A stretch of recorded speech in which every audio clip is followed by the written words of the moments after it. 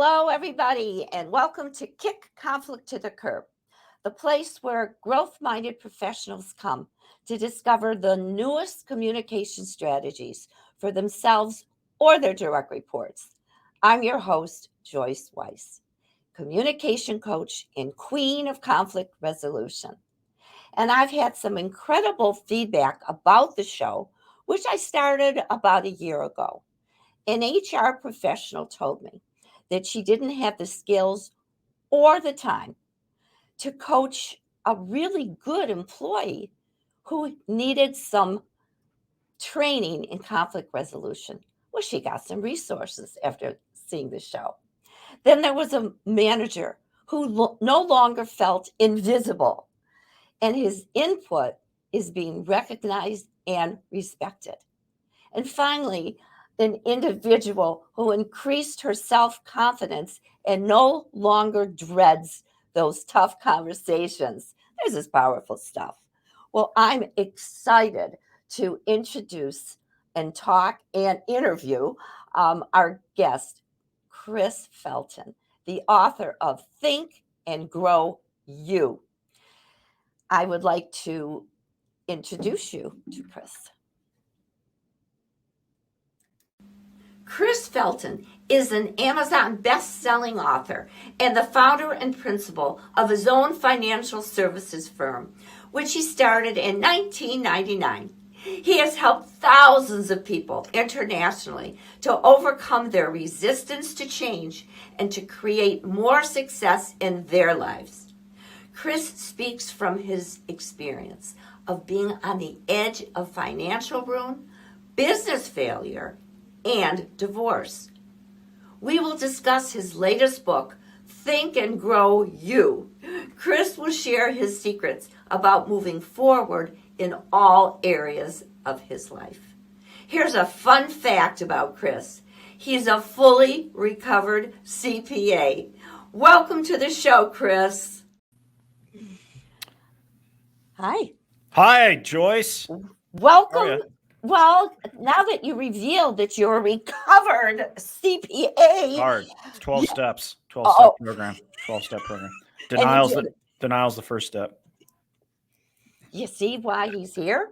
A serious CPA, maybe, but not today. Really. Now listen, I read your book, and I'm going to let you know, Chris, I was expecting a book by a recovered CPA that was going to be good, and we were going to learn about how to get unstuck.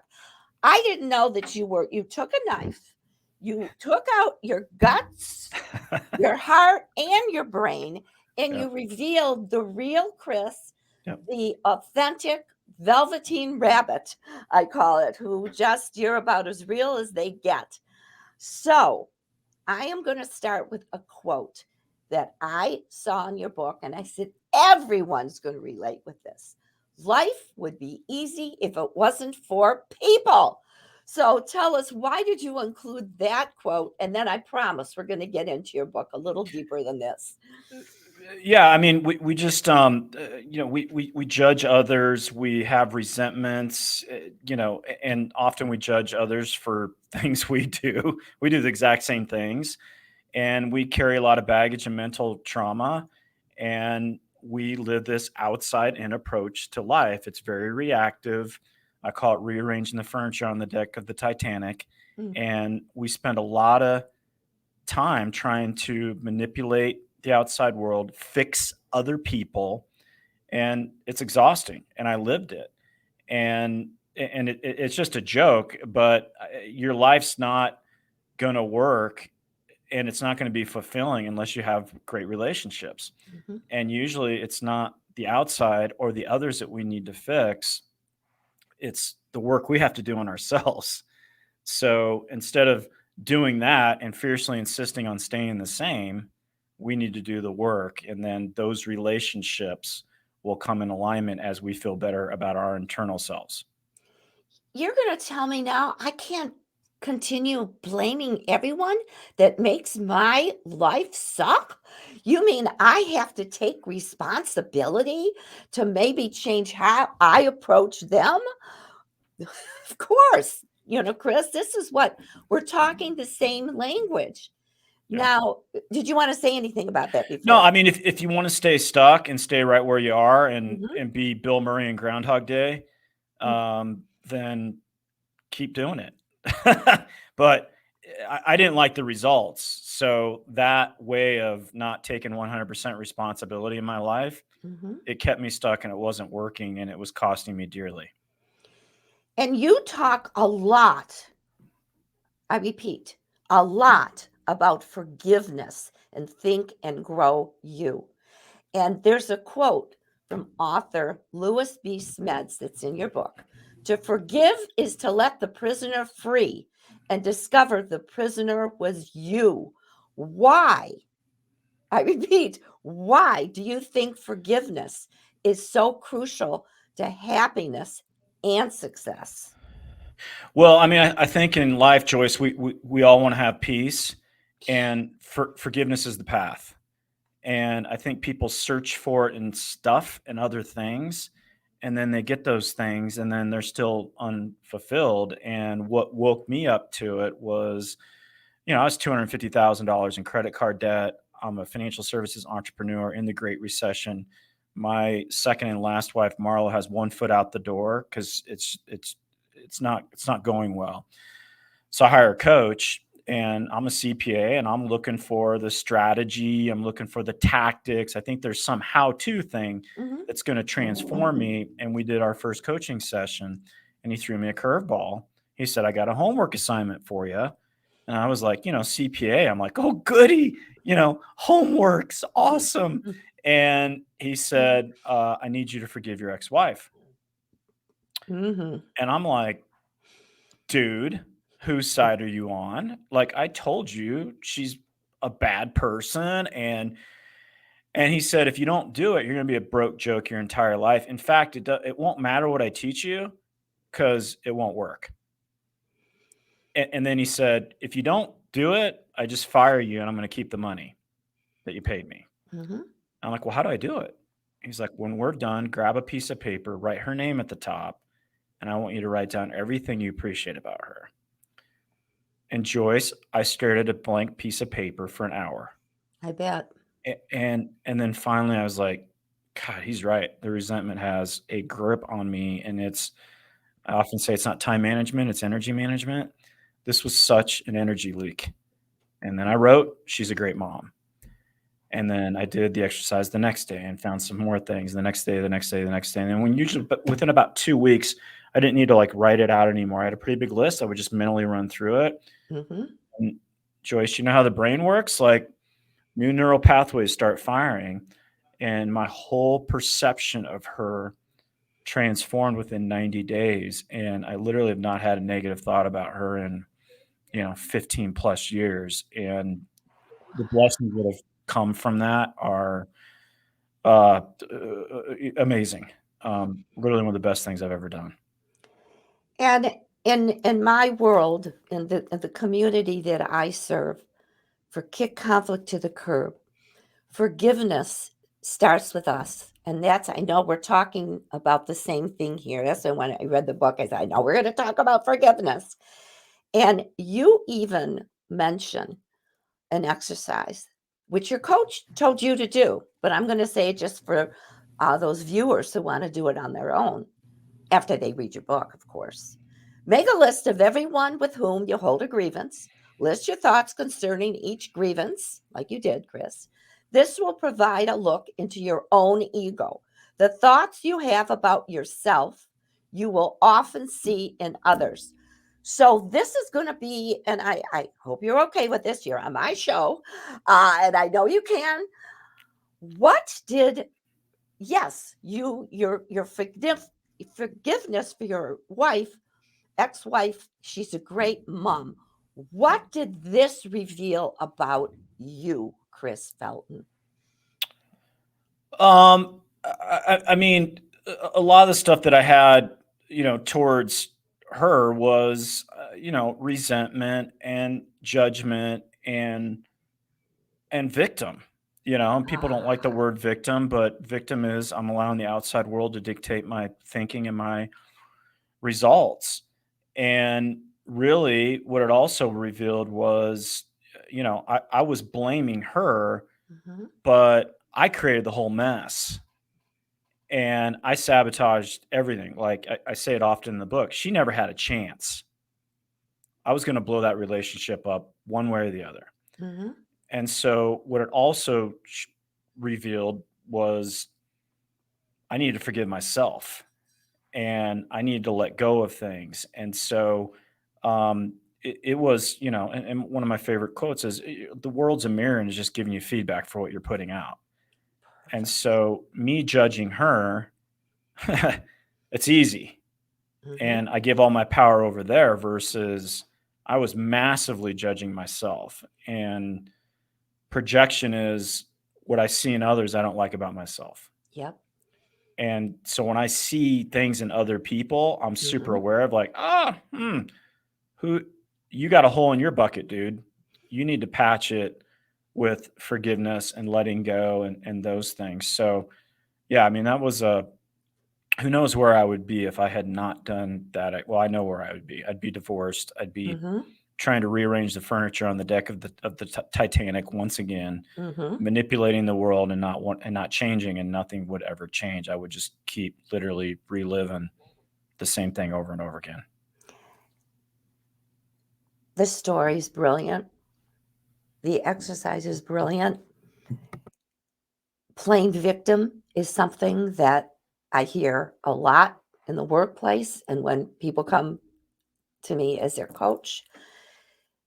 You are not a victim anymore. You stop that. You started by forgiving yourself. It's so easy to blame. It's more fun to blame someone else, isn't it, Chris? Instead of taking responsibility. I'm talking about before, not, I'm being sarcastic here. You know Yeah, that. yeah, yeah. I mean, it's just it's easy to do, and it's the way of the world, and Yes. it's and social media amplifies that, and it keeps people stuck, and that's what my book, the problem it solves, is stuck. And if you Yep. want to get unstuck, you should probably try something different. And for me, taking 100% responsibility for everything Hmm. was the catalyst that led me to transforming. And look at you talking about peace. You've mentioned peace a couple times. You even sound peaceful.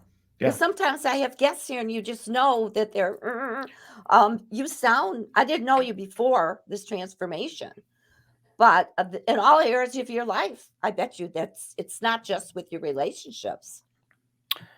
Yeah, I mean, it's not, and I say in the book, and I try to convey it.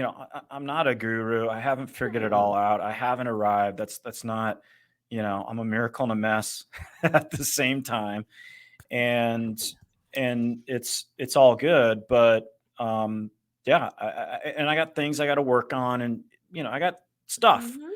but I've worked really really hard at doing my best to control my thoughts. It was my major goal, and I have a pretty peaceful mind.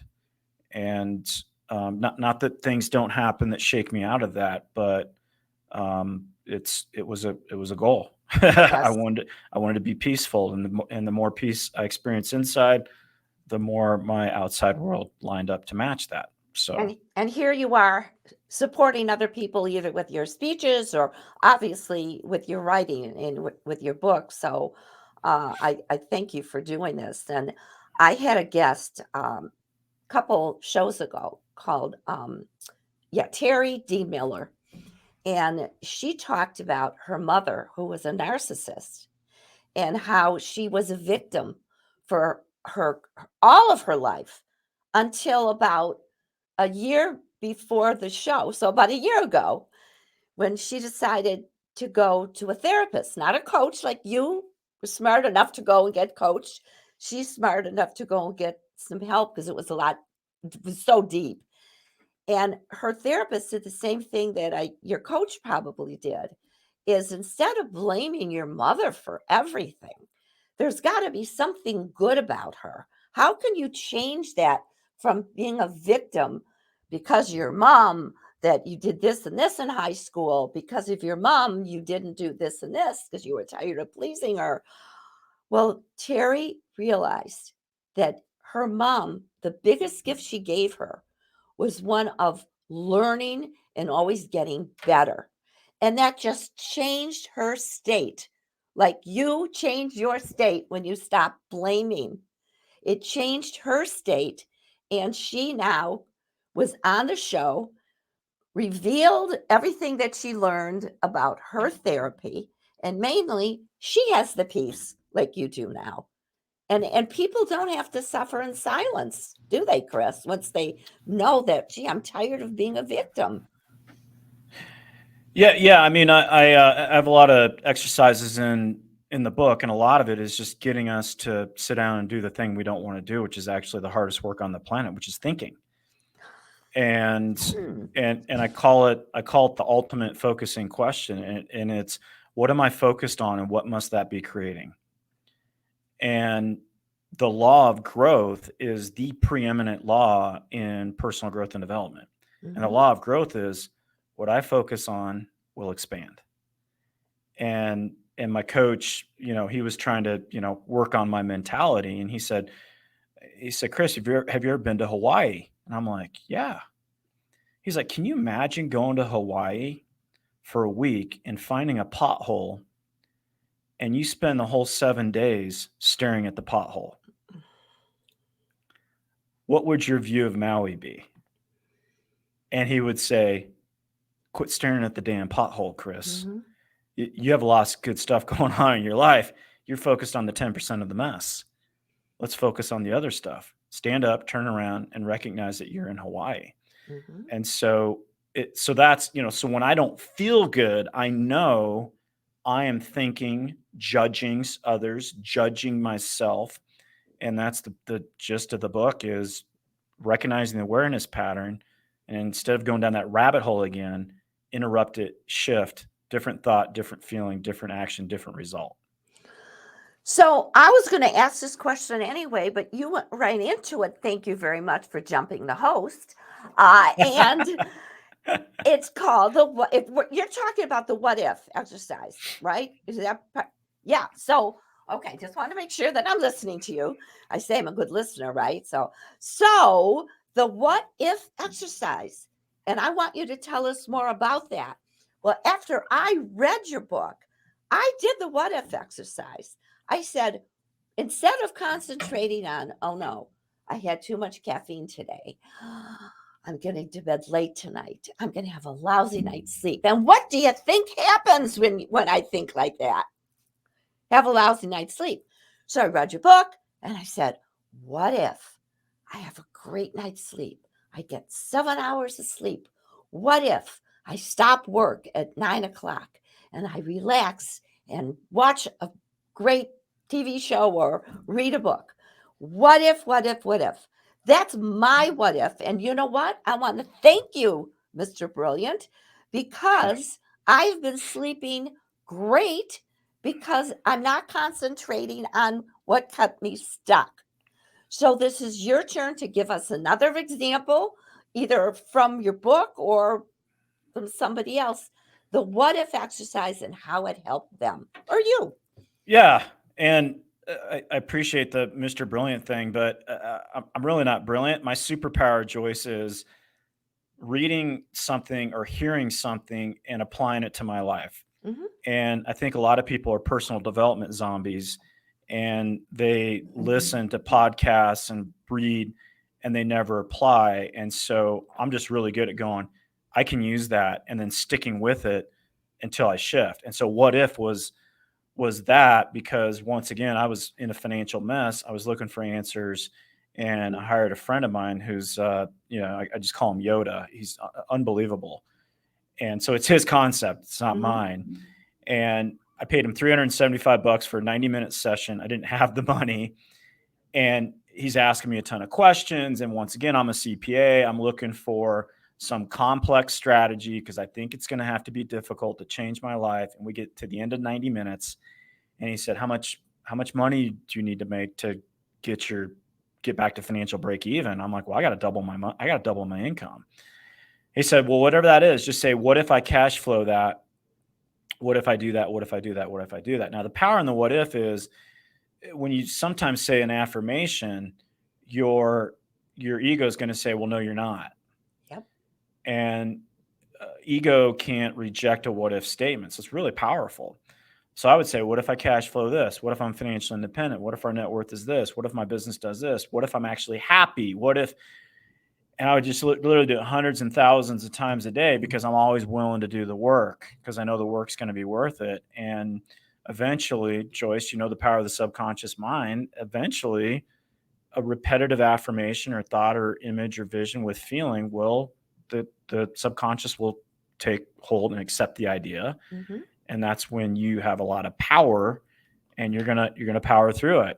And it's amazing. And I've shared it on stages for like the last 7 years, and it's the one like grab and go strategy that everybody grab, or they like, oh my god, I can apply that. It's so simple and it works. And I share a story of a book of a good friend in the company, Juan, who the what if concept saved his business, saved his marriage, saved his family. And it was powerful. Absolutely. And you said something that's so important, that there are people who are self-improvement junkies, which is good. That's not a bad thing. I always bring in this either when I'm doing my group coaching or individual coaching, that learning something new, insight, is 20% of your success. 80% is implementing. So, an action and creating an action plan. So that what if is partly changing your some new insight that you're putting into your brain, and 80% then will be the action. It's not just putting up a 3M sticky note and said, I'm going to get a good night's sleep. That's not going to do it. People used to think that years ago in the self-help industry. No, it's the what if, like you're talking about.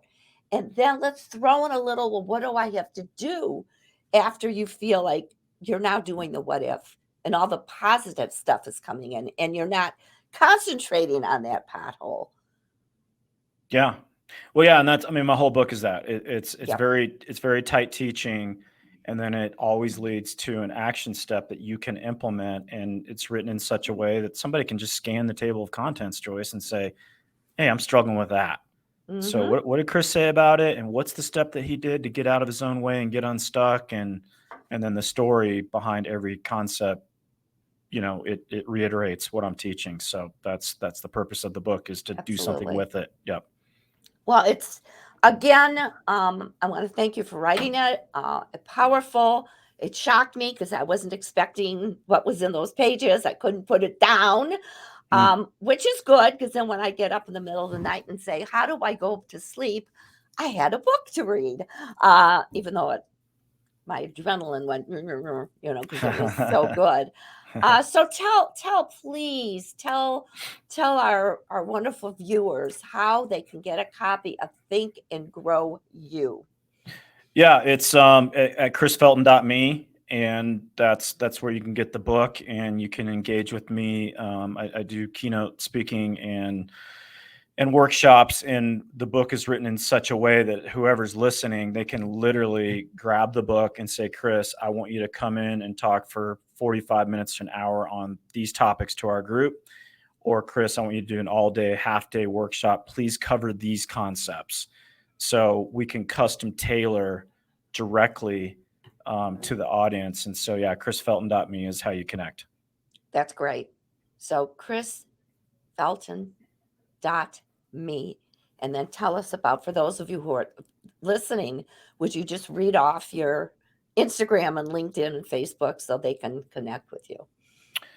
Yeah, Instagram is just CF underscore E2, the number 2 E. And then I'm at LinkedIn, CH Felton. You can find me there. And then Facebook's chris.felton.503. And you can message me. I'm active out there, and I'm constantly dropping content to help people get unstuck with their lives. Oh, that's great. Well, listen, I have one last question for you. Would you return, please? Because we just Oh, yeah, scratched the sister. surface. Okay. Anytime. Yeah, you're a Okay. world-class person and a world-class host, so Thank you. I would be happy to, come back, and Okay. there's lots we can talk about, Oh, Joyce. oh my God. We just started the tip of the iceberg. Yes. Well, good. You're recorded. So that means you're going to return. Well, thank Yes? you so much. Yeah, thanks, sister, appreciate you. Absolutely. Think and Grow You. What a title. Well, I sure hope that you learned as much as I did about yourself. And I want to thank Chris for writing Think and Grow You and for being, I called him a brilliant, I know he didn't want to accept that part just because he's just revealing his truth, his story. I thought he did it in a brilliant way. So if you want to figure out how you can get even some more strategies like Chris was talking about, or new ones that I may talk about, I have something special for you. If you go to kickconflicttothecurb.com, kickconflicttothecurb.com, you will receive a free communication assessment that measures the how much communication impacts your success. And why you want this is you're going to increase your self confidence and you're no longer going to dread those tough conversations. You're going to experience more joy at work because your drama is going to be reduced and you're going to learn how. And you're no longer feeling invisible and your ideas and input are finally being recognized. So all you have to do, if this sounds good to you, kickconflicttothecurb.com. And for those of you who already have signed up and you took the assessment and you want to go further with your support, I invite you to send me an email, joyce@joyceweiss.com, joyce@joyceweiss.com, and I will personally send you my calendar, my online calendar, and we'll set up a call. And what are you going to get in this call, you may ask? Clarity on one of your challenges. You're going to go from where you are to where you want to go. I call that the gap. And you're going to have an action plan with some resources. So I've opened up 5 slots for 5 of you who want to set up that free phone call. Just go to joyce@joyceweiss.com. So again, I want to thank Chris for being a wonderful guest. And until next time, I'm Joyce Weiss. And remember, you get what you tolerate.